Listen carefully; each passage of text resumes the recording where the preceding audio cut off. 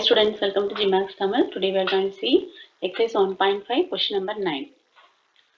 Here they had given De Morgan law. First we can move with the LHS. இது LHS என்னன்னு பார்த்துடலாம் வாங்க.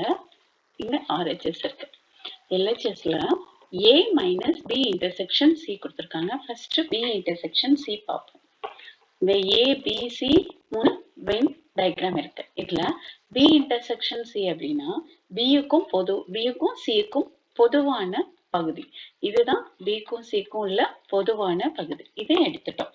அடுத்தது பாருங்க A minus B intersection C அப்படின்னா A minusல அதாவது A ஓட full டயக்ராம் வென் டயக்ராம் இதுல இருந்து B intersection C எடுக்கணும்.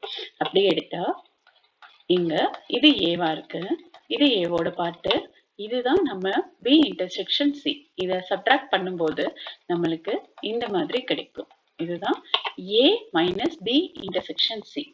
நெக்ஸ்ட் RHS பார்த்தா A minus B, அதாவது ஏல இருந்து B சப்ட்ராக்ட் பண்ணிடணும். அப்ப இது ஹோல் பார்ட் A, இதுல இருந்து B எடுத்துட்டோம்னா இந்த மாதிரி வரும் நம்மளுக்கு. சரியா? இப்போ B ஓட பார்ட்டை மட்டும் நம்ம எடுக்க கூடாது. நெக்ஸ்ட் பாருங்க A minus C அப்படின்னு இருக்கு, அதாவது ஏல இருந்து C சப்ட்ராக்ட் பண்ணணும். இங்க C ஓட வென் டயக்ராம் இருக்கு, நம்ம இதைய ஏல இருந்து எடுத்துடணும். இப்ப A minus C நம்மளுக்கு கிடைச்சிருச்சு. A minus C.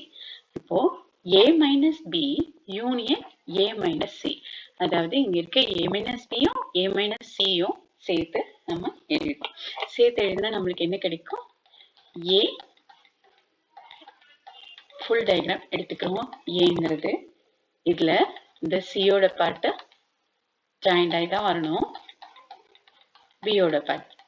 இப்ப பாருங்க A minus B இது LHS பார்த்திருக்கோம், இங்க இருக்கிறது RHS. ரெண்டுமே ஈக்குவலா வருது இல்லையா? இதுல இருந்து நம்ம டிமார்கன் விதிய நம்ம வெரிஃபை பண்ணியாச்சு. அதாவது A minus B intersection C equal to A minus B union A minus C.